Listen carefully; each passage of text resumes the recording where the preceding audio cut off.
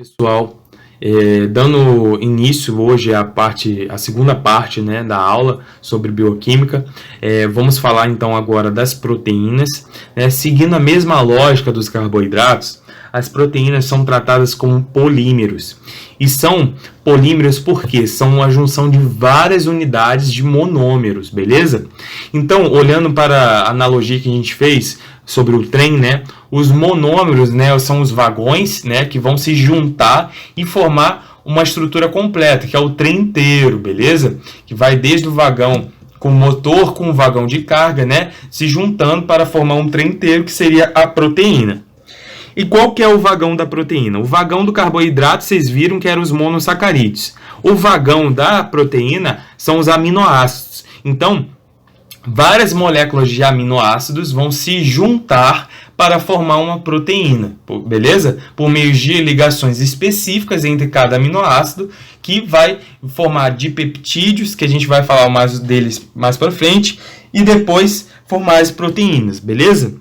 Cada aminoácido, todo aminoácido, vai ter presente na sua estrutura um grupo carboxila, que é o COOH. Então, vocês conseguem observar na figura, em rosinha, né? Todo aminoácido tem um carboxila, beleza? Um grupamento carboxila. Um grupamento amina, beleza? Que é o NH2. E um hidrogênio ligado também ao carbono central, beleza? O que vai variar de cada aminoácido para aminoácido? O radical, beleza? Que é um grupamento diferente para cada aminoácido, beleza? Vocês conseguem observar, então, a carbonila, né, a carboxila, que é representada estruturalmente em rosa. Vocês vão ver todas essas nomenclaturas na química orgânica, tá, gente? Não se estressem agora com isso. Só estou colocando aqui para vocês conhecerem a estrutura do aminoácido, tudo bem?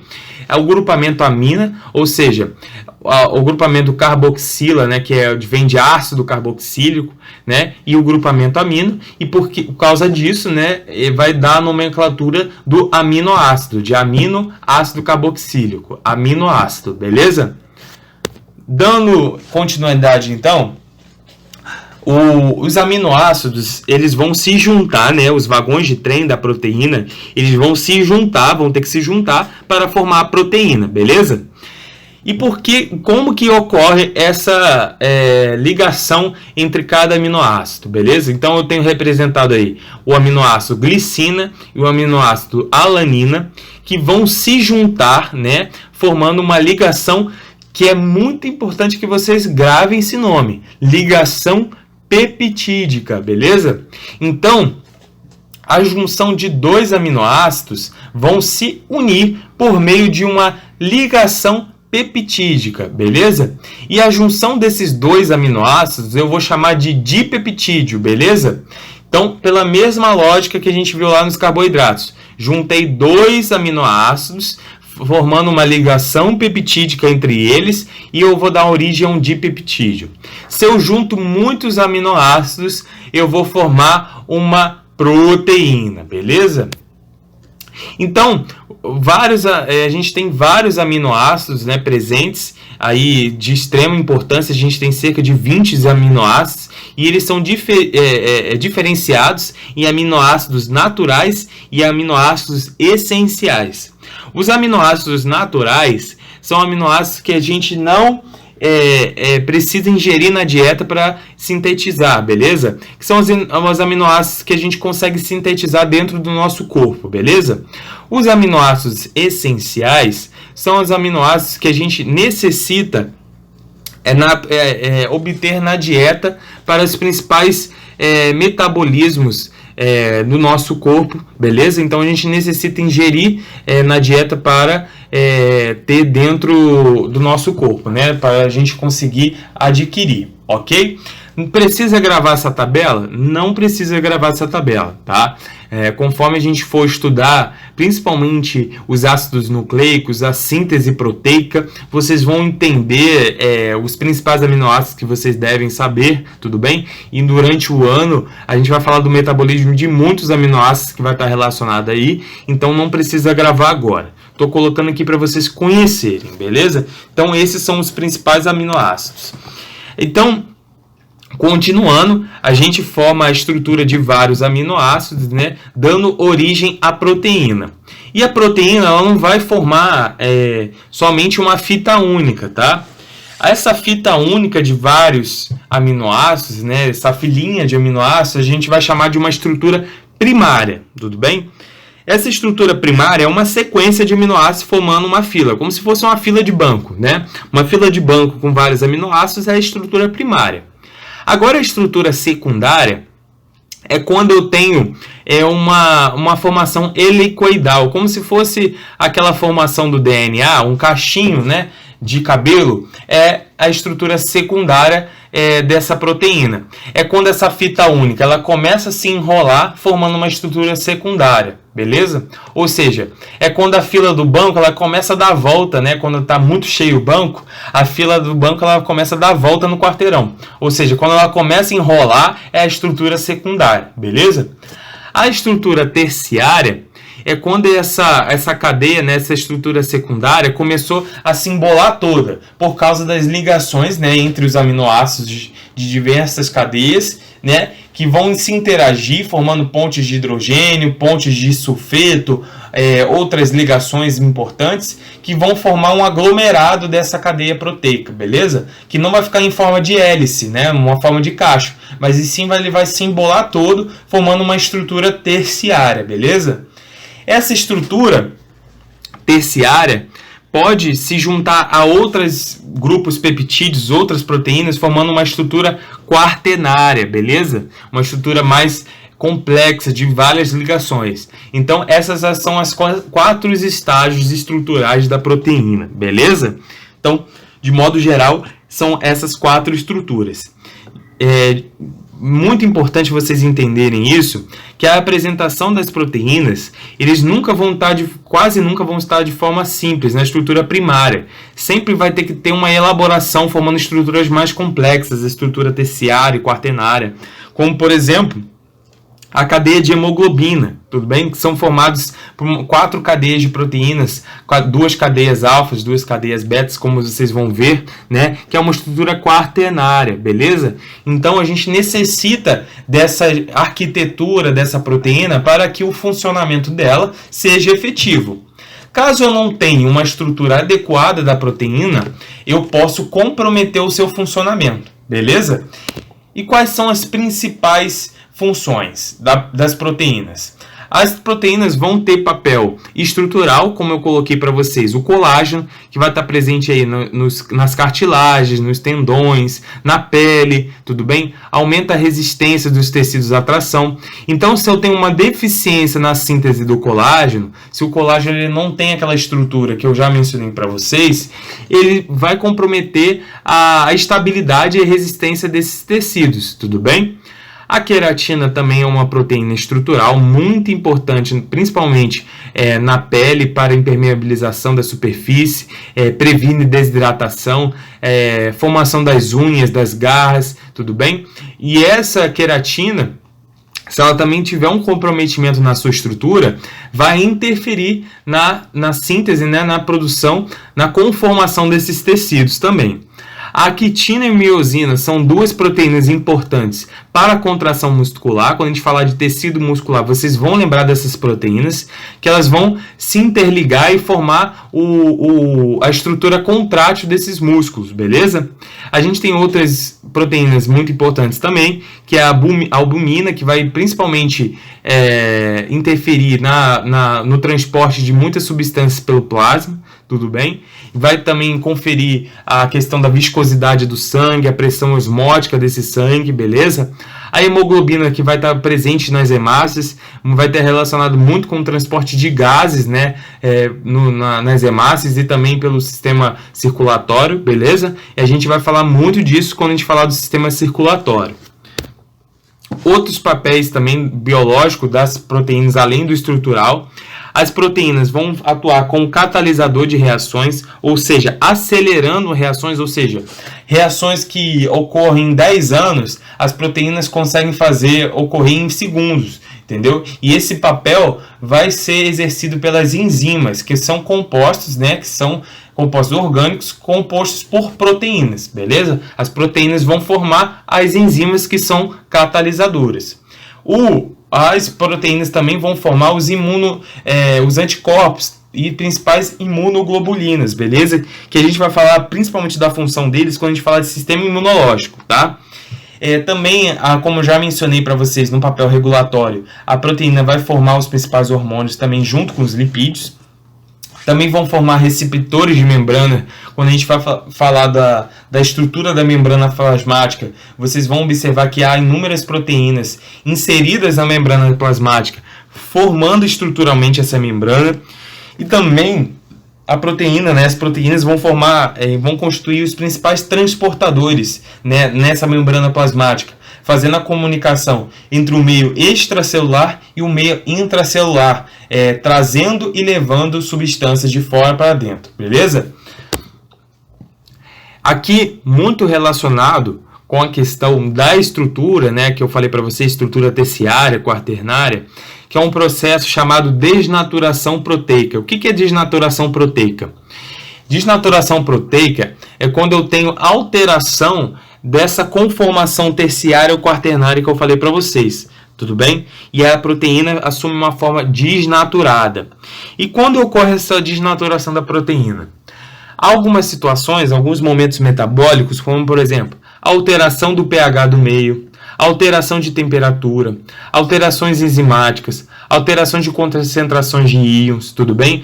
Que pode interferir nas ligações presentes que vão ser essenciais para a conformação dessa estrutura 3D da proteína, tudo bem? Se eu não tiver a condição necessária para manter essa proteína na estrutura que ela necessita, eu vou desnaturar essa proteína, vou desmanchar literalmente essa proteína toda. E essa proteína assume essa conformação toda desnaturada, ou seja, toda amassada, que não vai exercer o seu papel, tudo bem? Muitas doenças vão estar relacionadas com a desnaturação de proteínas, tudo bem? E aí a função dessa proteína, seja estrutural ou seja regulatória ou por meio de enzimas, não vai exercer o seu papel biológico, tudo bem? Então, entender esse processo de desnaturação da proteína é muito importante para a gente entender como que ocorre essa desconformação, beleza? Um ponto importante na questão da regulação desse processo de desnaturação é a temperatura, porque o funcionamento das enzimas, como por exemplo as enzimas que regulam as reações metabólicas humanas, elas sofrem um processo de desnaturação se tiverem temperaturas muito elevadas, beleza? Então, se eu tiver uma temperatura muito elevada, além da temperatura ótima do funcionamento, aquela enzima deixa de funcionar. E aquelas reações que ela acelerava não vão acontecer mais. E aí, alguns momentos metabólicos, como por exemplo, uma febre muito alta, uma febre de 41, 42, pode incidir na desnaturação das principais enzimas metabólicas. E aí, constitui um perigo para a vida humana, beleza? Então, isso vai estar muito relacionado com o processo de desnaturação de proteínas, beleza? Bom, as proteínas, antes de a gente passar para as vitaminas, que é o último tema dessa aula, as proteínas vão estar muito relacionadas com o material genético, beleza? E a gente vai falar de síntese proteica mais para frente, por causa da relação que eu preciso que vocês tenham com a biologia celular, beleza? Então, quando a gente falar de leitura do DNA, o DNA ele vai ter a codificação, as instruções básicas para a síntese de proteínas, ou seja, a composição do seu cabelo, a composição da cor dos seus olhos, a conformação da sua pele, da sua estrutura, da sua arquitetura do seu rosto, dos seus dentes, de tudo que compõe proteínas, tudo isso vai estar na leitura do nosso material genético. E há moléculas e estruturas e organelas importantes que vão abrir o nosso material genético e vão ler esse material genético. E é a partir da leitura desse material genético, principalmente do nosso DNA, é que vai estar as instruções básicas para falar assim: eu quero que sintetize proteína tal e proteína tal, beleza? Então é esse mecanismo que a gente vai entender de leitura do DNA para poder sintetizar proteínas, é que a gente vai estudar mais para frente, tanto na replicação do DNA como na síntese proteica relacionada a esse DNA. Mas eu quero que vocês entendam aqui, de modo geral, que as proteínas vão ter a sua estrutura relacionadas, né, com as instruções que o DNA nos dá, né, principalmente quando a gente fala de síntese proteica, beleza? Então, continuando com o último tema da nossa aula, que é um tema bem rapidinho, que são as vitaminas. As vitaminas são compostos que vão atuar, né, vão ter grande importância para a modulação de várias reações químicas. E por que modulação? Porque as vitaminas elas não vão atuar propriamente dito como enzimas, mas elas podem atuar como coenzimas. O que são coenzimas? No filme eu tenho um ator principal e eu também tenho um ator coadjuvante. O ator coadjuvante, se ele não estiver ali no filme, o enredo do filme, né, o desenvolvimento do filme não vai acontecer se eu tiver só o ator principal para essa história desenvolver, beleza? Então, a mesma coisa acontece com as enzimas e coenzimas. A coenzima seria como se fosse a ajudante da reação metabólica para que a enzima possa trabalhar, beleza? Então, as vitaminas vão atuar, na maioria das vezes, como coenzima de reações, ou seja, modulando essas reações, falando assim, enzima, vai lá, enzima, sai daí, enzima, vamos atuar agora, beleza? Então, as vitaminas vão exercer principalmente essa função. Então, a gente tem as principais vitaminas. Vitamina A, vitamina C, vitamina E, vitamina D, vitamina K e as vitaminas do complexo B, que são a vitamina B1, B3, B6, B9 e B12. A vitamina A, também chamada de retinol. A vitamina B1 é a tiamina, beleza? A vitamina B2, que eu não coloquei aqui para vocês, é vitamina riboflavina, beleza? O vitamina B3 é o ácido nicotínico. Não precisa gravar esses nomes, tá, gente? A vitamina B6 é a piridoxina, beleza? E a vitamina B12 é a cianocobalamina, ok? Bom, as vitaminas do complexo B são muito importantes para vocês entenderem, lembrando de colocar a vitamina B2 aí, tá, gente? Que eu não coloquei aqui no slide, mas também tem essa vitamina que é menos importante para a gente aqui. Essas principais estruturas e reações dessas vitaminas, a gente vai falar um pouquinho mais de algumas, tá? Que é de grande importância para o vestibular.